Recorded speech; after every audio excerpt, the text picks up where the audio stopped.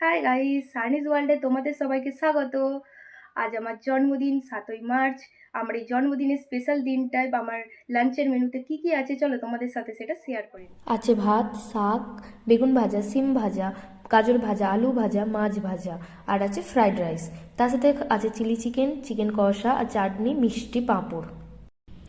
মায়ের হাতে প্রথমে লাউ পালং শাকের ঘন্ট দিয়ে ভাতটা মেখে নেব। লাউ পালং শাকের ঘন্টটা আমার বরাবরই খুব প্রিয়।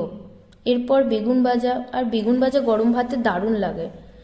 শুধু বেগুন ভাজা গরম ভাতে বলে নয়, আমার যে কোনো কিছুতে, রুটি হোক বা মুড়িতে হোক, সব কিছুতে বেগুন ভাজা খুব আমার প্রিয়।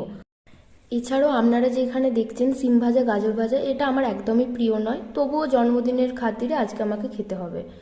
আর মাছ ভাজা রয়েছে, মাছ ভাজা দিয়ে ভাতটা খেয়ে নিলাম। নেওয়ার পর এরপর পাতে পড়ে গেল লাল লাল ঝাল ঝাল চিকেনের ঝোল, যেটা মায়ের হাতে। আর মায়ের হাতে রান্না মানেই তো অসাধারণ স্বাদ।